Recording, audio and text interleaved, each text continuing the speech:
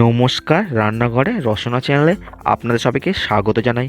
আশা করি আপনারা সবাই ভালো আছেন। আজকের আমাদের রেসিপি চিকেন বিরিয়ানি। আর বিরিয়ানি মানে তো ইমোশান, বাচ্চা থেকে বয়স্ক সবাই খেতে খুবই ভালোবাসে। আর বিরিয়ানি তৈরি করা খুবই সহজ হয়, কম বেশি আমরা প্রায় সবাই করতে পারি।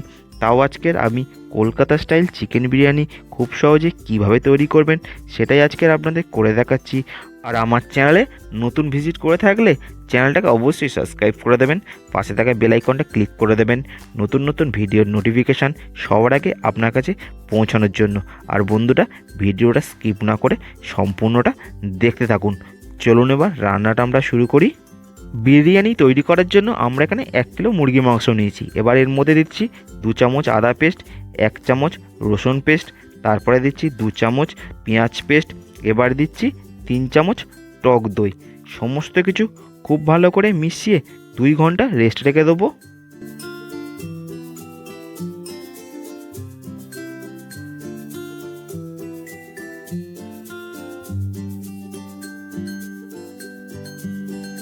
মাংস ঢাকা দিয়ে রেখে দিলাম। এবার আমরা এখানে নিয়েছি 750 গ্রাম বাসমতি চাল। ভালো করে জল দিয়ে 2 থেকে 3 বার ধুয়ে নিচ্ছি।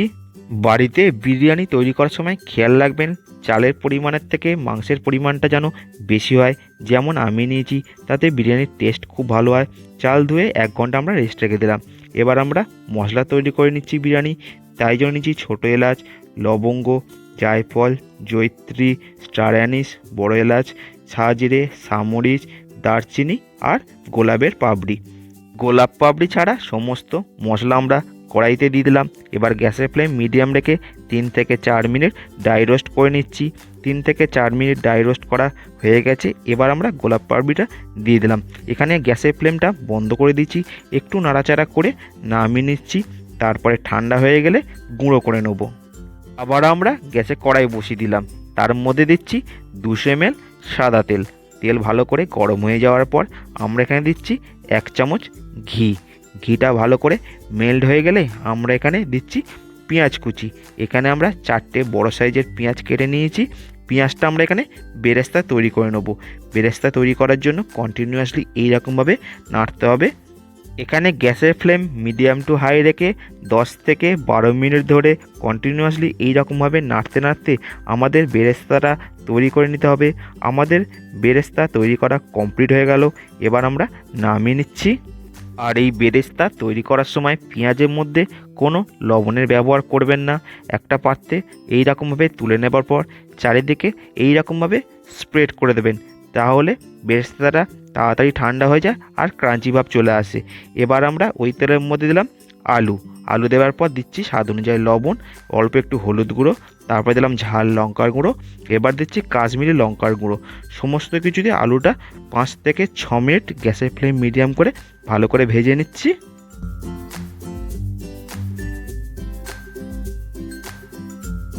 আলু ভাজা আমাদের কমপ্লিট।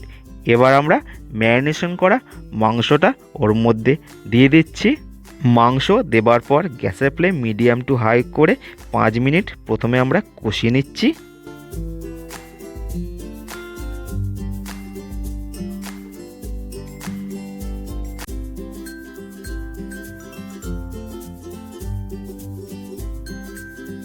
প্রথম 5 মিনিট কষানোর পর এবার দিচ্ছি স্বাদ অনুযায়ী লবণ। তারপরে গ্যাসের ফ্লেম মিডিয়াম টু হাই করে আরও 7 থেকে 8 মিনিট খুব ভালো করে আমরা কষিয়ে নিচ্ছি। ওই কষানোর মধ্যেই এবার আমরা দিচ্ছি 1 চামচ তৈরি করা বিরিয়ানি মশলা।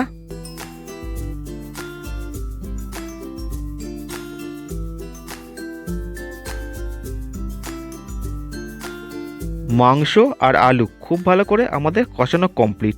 এবার আমরা এর মধ্যে দিচ্ছি পরিমাণ মতন জল।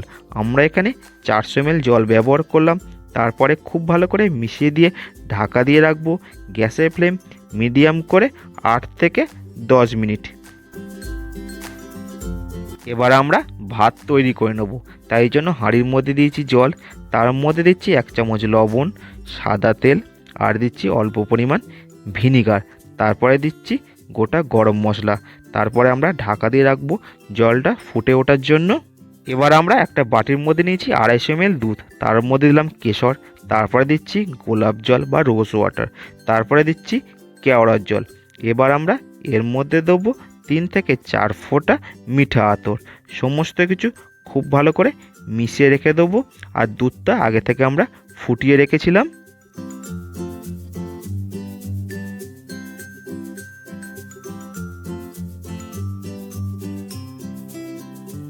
দুধের মিশ্রণ তৈরি করা কমপ্লিট। এবার আমরা আগে থেকে ভিজিয়ে রাখা চালটা হাঁড়ির মধ্যে দিয়ে দিচ্ছি।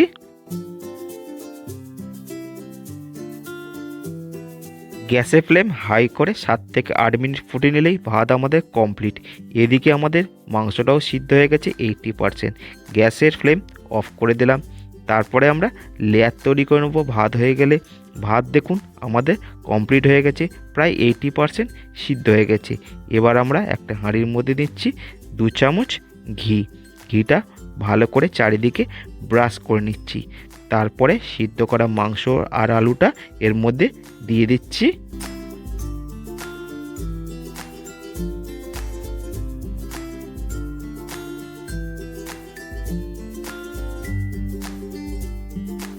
মাংস আর আলু দেবার পর এবার আমরা এর মধ্যে দিচ্ছি হাফ পাতিলেবুর রস। চারিদিকে এইরকমভাবে দিয়ে দিলাম। তারপরে এর মধ্যে দিচ্ছি বেরেস্তা। ভালো করে চারিদিকে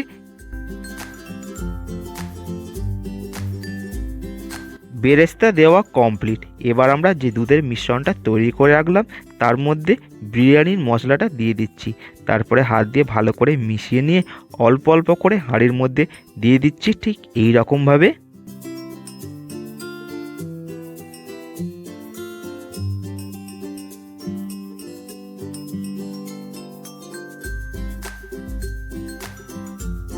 দুধের মিশ্রণ দেবার পর এবার দিচ্ছি চিনি চারিদিকে ঠিক এই রকমভাবে। তারপরে প্রথম ভাতের লেয়ারটা আমরা দিয়ে দিচ্ছি।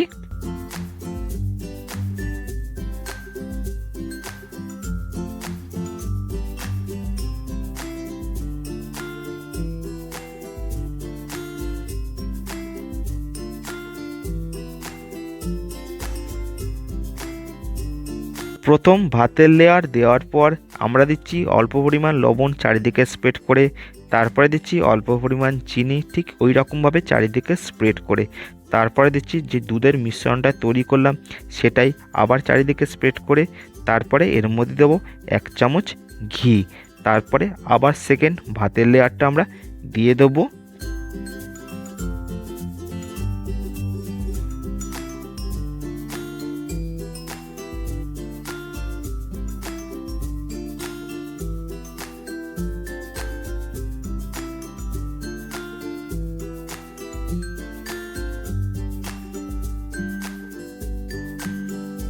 সমস্ত ভাত লেয়ার করে দেওয়া কমপ্লিট। চারিদিকে ভালো করে স্প্রেড করে দেবার পর উপর থেকে দিচ্ছি বেরেস্তা।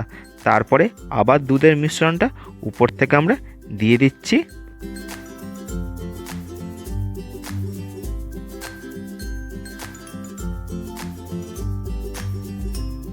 এবার আমরা হাঁড়ির চারিদিকে এইরকমভাবে আটা মেখে লাগিয়ে দিচ্ছি।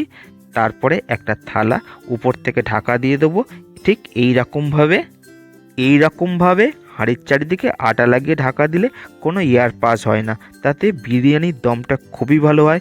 এবার আমরা গ্যাসের ফ্লেম হাই রেখে 4 থেকে 5 মিনিটের জন্য প্রথমে দমে দিয়ে দিলাম। 4 থেকে 5 মিনিট পর ফিরে এলাম। এবার আমরা হাঁড়িটা নামিয়ে নিচ্ছি গ্যাস ওভেন থেকে। তারপরে আমরা একটা চাটু বসাচ্ছি। চাটুর উপর আবার আমরা হাঁড়িটা রেখে দিলাম। এবার আমরা গ্যাসের ফ্লেম মিডিয়াম রেখে 15 থেকে 20 মিনিটের জন্য দমে বসিয়ে রাখবো। 15 থেকে 20 মিনিট দম দেওয়ার পর গ্যাসের ফ্লেম বন্ধ করে 30 মিনিট আরও রেস্টে রেখে দিয়েছিলাম। তারপরে আমরা ঢাকনাটা খুললাম। এবার আমরা আটাটা পরিষ্কার করে নিয়ে বিরিয়ানির মধ্যে দিচ্ছি 2 চামচ ঘি। তারপরে এবার বিরিয়ানিটা আমরা কেটে নিচ্ছি। বিরিয়ানি কাটতে হয় ঠিক এই রকমভাবে, তলার মশলাযুক্ত ভাত আর উপরে মশলা কম ভাত ভালো করে মিশিয়ে নিলেই বিরিয়ানিটা কাটা কমপ্লিট। তারপরে আমরা সার্ভ করছি। বিরিয়ানিটা কতটা ঝরঝরে হয়েছে আপনারা নিশ্চয়ই দেখে বুঝতে পারছেন। আপনারাও বাড়িতে এইভাবে একবার তৈরি করে দেখবেন। কেমন হলো আমাকে কমেন্ট করে জানাবেন। এই রকম রেসিপির ভিডিও দেখতে গেলে আমার চ্যানেলটাকে সাবস্ক্রাইব করে রাখুন, পাশে থাকা বেল আইকনটা ক্লিক করে রাখুন নতুন নতুন ভিডিওর নোটিফিকেশান সবার আগে আপনার কাছে পৌঁছানোর জন্য। আর আপনাদের একটা সাবস্ক্রাইব আমাদের অনেক মোটিভেট করে এই রকম রেসিপির ভিডিও নিয়ে আসার জন্য। তো প্লিজ চ্যানেলটাকে সাবস্ক্রাইব করে দিয়ে আমাদের পাশে থাকুন আর আমাদের এইভাবে সাপোর্ট করুন।